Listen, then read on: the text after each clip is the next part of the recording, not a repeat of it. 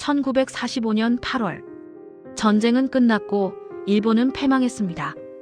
길고도 잔혹했던 제2차 세계대전의 종전은 전 세계에 평화를 가져다 주었지만 특히 일제강점 하에 신음하던 조선인들에게는 해방과 함께 고향으로 돌아갈 수 있다는 희망을 의미했습니다. 그리고 수많은 조선인 노동자들은 마침내 고향으로 돌아갈 수 있다는 말을 들었습니다. 그들은 홋카이도와 도호쿠 일대의 탄광과 군수공장에서 강제노동에 시달리다 일본 해군이 준비한 한 척의 배에 태워졌습니다. 고통스러운 타향살이를 끝내고 가족의 품으로 돌아갈 수 있다는 부푼 기대감에 가득 찬 채 그들은 배에 올랐습니다. 그 배의 이름은 우키시마호였습니다. 우키시마호는 4,740톤급 화물선이었습니다. 원래 군수물자 운송을 위해 건조된 이 선박은 애초 여객선이 아니었고 수천 명을 태우기 위한 구조도 아니었습니다. 안전설비나 위생시설은 전무했고 사람들을 위한 공간도 턱없이 부족했습니다. 그럼에도 불구하고 일본 정부의 지시 아래 배 안에는 남자들뿐 아니라 여자와 아이들, 그리고 노약자들까지 빽빽이 실렸습니다. 약 7,000에서 8,000명에 달하는 조선인들이 화물칸을 포함한 배의 모든 공간에 밀집된 채 탑승했습니다.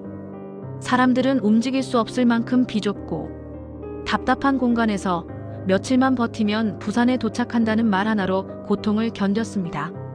지옥 같았던 강제노동의 시간을 버텨낸 그들에게 고향으로의 귀환은 삶의 유일한 희망이었기 때문입니다. 그날이 오면 모든 고통과 비극이 끝날 것이라 굳게 믿으면서 말입니다. 우키시마호의 출항지는 일본 아오모리현 오미나토 항이었습니다. 목적지는 조선의 관문인 부산이었습니다. 그러나 우키시마호는 이상한 항로를 택했습니다. 한반도로 향하는 가장 빠르고 효율적인 동해 직행 항로가 아니라 일본 열도를 따라 남하하는 길을 선택한 것입니다. 한 번도 가보지 않은 길, 이해할 수 없는 항로 변경의 배에 탄 조선인들은 불안감을 느꼈습니다.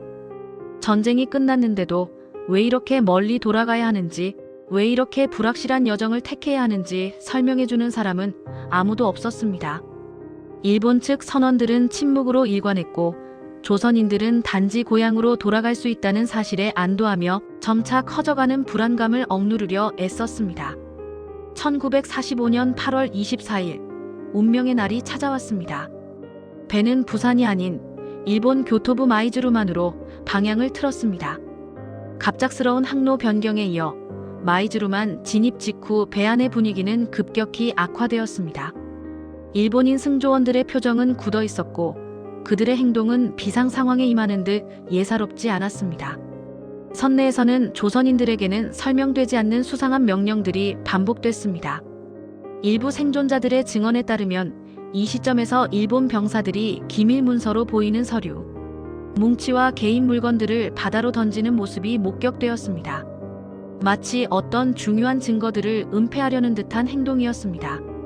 이 모든 정황들은 곧 발생할 비극의 전조처럼 느껴졌습니다. 그리고 그날 저녁 마이즈루만 연안에 정박해 있던 우키시마호에서 갑자기 배 전체를 뒤흔드는 진동이 느껴졌습니다. 이어 귀를 찢는 듯한 엄청난 폭음이 울려 퍼졌습니다. 한 번의 폭발이 아니었습니다. 2번, 3번, 어떤 이는 4번까지 연쇄적인 폭발음을 들었다고 생생하게 증언했습니다. 우키시마호는 순식간에 아수라장이 되었습니다. 배 안은 혼란과 공포로 가득 찼고 사람들은 살아남기 위해 발버둥 쳤습니다. 폭발 직후 사람들은 본능적으로 갑판으로 올라가려 했지만 이미 통로는 막혀 있었고 혼란 속에서 출구를 찾기란 거의 불가능했습니다. 암흑 속에서 비명과 절규만이 뒤섞여 울려 퍼졌습니다. 그 와중에 더욱 의아한 점은 일본 승조원들의 모습이 전혀 보이지 않았다는 것입니다. 생존자들의 기억 속에서 그들은 이미 배가 폭발하기 직전이나 폭발과 동시에 비상탈출하여 배를 떠난 뒤였습니다. 이는 폭발이 우발적인 사고가 아닌 계획된 어떤 의도적인 행위였을 가능성을 강력히 시사하는 부분이었습니다. 이들이 어떻게 조선인 승객들보다 먼저 그리고 안전하게 탈출할 수 있었을까요? 폭발 이후 우키시마호는 결국 마이즈루만 앞바다로 빠르게 가라앉았습니다. 해방의 기쁨을 안고 고향으로 향하던 조국이 눈앞에 있었던 수천 명의 조선인들은 그 차가운 바다에서 돌아오지 못했습니다. 그들에게는 광복의 기쁨을 채 누릴 기회조차 주어지지 않았고 가족과의 상봉은 영원히 이루어질 수 없는 꿈이 되어버렸습니다. 해방된 조국으로 돌아가리라는 희망은 순식간에 비극적인 절망으로 바뀌었습니다. 사건 직후 일본 정부는 이 비극을 미군 기뢰에 의한 사고라고 발표했습니다. 그리고 공식적인 사망자 수는 524명이며 실종자는 집계 불가라고 덧붙였습니다. 그들은 사고라는 단 하나의 말로 모든 의문과 책임을 회피하려 했습니다. 그러나 과연 이것이 진실이었을까요? 수많은 의혹들이 이 공식 발표를 정면으로 반박하고 있었습니다. 생존자들의 증언은 일본 정부의 주장과 너무나도 달랐습니다. 만약 미군 기뢰에 의한 폭발이었다면 해수면 위로 거대한 물기둥이 치솟아야 하지만 그러한 현상은 전혀 목격되지 않았습니다. 또한 폭발은 한 번이 아니라 여러 차례 연쇄적으로 발생했으며 배는 외부 충격으로 인한 파손이 아닌 안에서부터 찢어진 것처럼 느껴졌다고 합니다. 1954년 침몰했던 선체가 인양되었을 때도 이러한 의문은 더욱 증폭되었습니다. 인양된 선체를 조사한 결과 선체는 안쪽이 아니라 바깥쪽으로 휘어 있었습니다. 이는 외부 충격이 아닌 내부 폭발의 흔적으로 해석될 수밖에 없는 결정적인 증거였습니다. 일본 정부의 발표와는 정면으로 배치되는 물리적 증거가 명백히 존재했던 것입니다. 그럼에도 불구하고 사건의 진상을 밝히기 위한 철저한 조사는 이어지지 않았습니다. 인양된 선체는 정밀 조사도 이루어지지 않은 채 너무나도 서둘러 고철로 팔려나갔습니다. 희생자들의 마지막을 증명하고 사건의 진실을 규명할 수 있었던 가장 중요한 물적 증거가 순식간에 사라진 것입니다. 또한 희생자들의 유골은 뒤섞인 채 일부만 반환되었으며 누가 누구인지 식별조차 불가능한 상태였습니다. 더욱 충격적인 것은 수천 명의 조선인들을 강제 징용했던 일본 정부가 승선자 명부는 존재하지 않는다고 주장했다는 점입니다. 상식적으로 도저히 납득할 수 없는 해명이었습니다. 이 모든 과정은 의도적인 진실 은폐와 증거 인멸을 의심하게 만들기에 충분했습니다. 시간이 흘러 살아남은 생존자들과 희생자들의 유족들은 일본 법원에 이 비극적인 사건의 책임을 물었습니다. 오랜 법정 다툼 끝에 재판부는 우키시마오 운항 과정에서 일본 측의 안전배려 의무 위반은 인정했습니다. 그러나 핵심적인 요구였던 공식 사과와 국가배상 책임은 부정했습니다. 재판부는 전쟁은 이미 끝났고 이에 따른 보상 문제도 종결되었다는 논리로 피해자들의 요구를 외면했습니다. 이는 피해자들에게 또 한 번의 깊은 좌절과 상처를 안겨주었으며 사법적 정의를 통한 해결의 어려움을 단적으로 보여주는 사례가 되었습니다.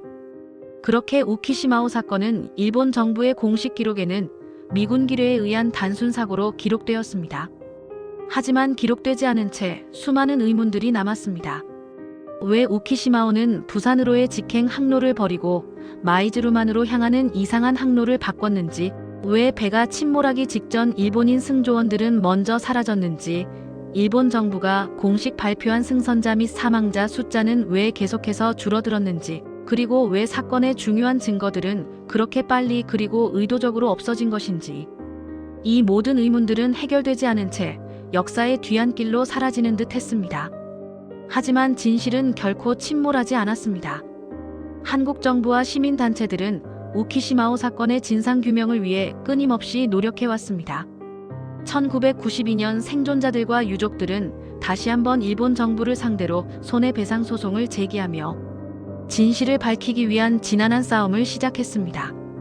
그러나 2004년 일본 최고재판소는 최종적으로 유족들의 패소를 확정하며 일본 사법부의 한계를 명확히 드러냈습니다. 대한민국 정부 차원의 노력도 이어졌습니다. 2004년부터 2008년까지 노무현 정부에서 출범한 진실화해를 위한 과거사 정리위원회는 우키시마오 사건을 주요 조사 대상으로 선정하여 진상규명을 위한 공식적인 조사를 진행했습니다. 이는 한국 정부가 이 사건을 단순한 해난 사고가 아닌 강제징용과 관련된 비극적인 역사적 사건으로 인식하고 있음을 보여주는 중요한 조치였습니다. 2005년에는 부산 수미르공원의 희생자들을 기리는 위령비가 세워져 고향으로 돌아오지 못한 이들의 넋을 달래고 있습니다. 최근에 진전도 있었습니다. 2024년 일본 정부는 오랜 시간 동안 존재하지 않는다고 주장해왔던 우키시마오 승선자 명부의 일부를 뒤늦게 한국 정부에 제공했습니다. 이는 70년이 넘는 시간 동안 일본 정부의 주장이 허위였음을 스스로 인정한 것이나 다름없습니다. 그러나 제공된 명부가 전체 명부가 아닐 가능성이 높다는 점에서 여전히 일본 정부가 모든 진실을 투명하게 공개할 의지가 있는지는 미지수입니다. 과연 일본 정부는 이 사건의 모든 진실을 밝히고 희생자들과 유족들에게 진정으로 사과할 용의가 있는 것일까요? 2026년 현재 우키시마오 사건 발생 81년이 지났습니다. 그러나 이 비극적인 사건의 정확한 진상규명은 여전히 미흡한 상황입니다. 당시에 참혹했던 기억과 아픔을 고스란히 간직하고 있는 생존자들은 이제 대부분 고령입니다. 2025년 11월 기준으로 우키시마오 사건 생존자는 안타깝게도 단 3명만이 생존해 있다고 알려졌습니다. 이들의 증언은 사건의 진실을 밝히는데 결정적인 역할을 할 수 있는 그 무엇과도 바꿀 수 없는 소중한 역사적 자료입니다. 따라서 생존자들의 증언을 시급히 기록하고 보존하는 것이 무엇보다 중요한 과제로 남아 있습니다. 현재 우키시마오 연합회와 같은 시민단체들은 진상규명과 유족 지원을 위해 활발하게 활동하고 있습니다. 이들은 일본 정부에 대한 진실규명 요구를 멈추지 않고 있으며 피해자 및 유족들을 위한 실질적인 지원책 마련을 촉구하고 있습니다. 2025년에는 광복 80주년을 맞아 우키시마오 사건의 진실을 밝히고 역사 정의를 실현하자는 사회적 목소리가 그 어느 때보다 높아졌습니다. 이제는 단순한 과거사 정리를 넘어 미래를 위한 화해와 협력의 기반을 다지기 위해서라도 이 사건의 완전한 해결이 절실합니다. 우키시마오는 마이즈루만 깊은 바다에 가라앉았지만 이 사건의 진실은 아직도 수면 위로 완전히 떠오르지 않고 있습니다. 우리는 이 비극적인 사건의 진실을 끝까지 추적하고 희생자들의 넋을 위로하며 역사에 대한 책임을 다해야 합니다. 그리하여 희생된 수많은 이들의 희생이 헛되지 않도록 그리고 미래 세대가 과거의 비극을 되풀이하지 않도록 역사의 정의를 바로 세워야 할 것입니다. 과연 우리는 잃어버린 진실을 온전히 찾을 수 있을까요? 그리고 그 진실을 통해 우리는 비로소 무엇을 얻고 어떤 미래를 만들어 나갈 수 있을까요? 이 질문들은 여전히 우리 앞에 던져져 있습니다.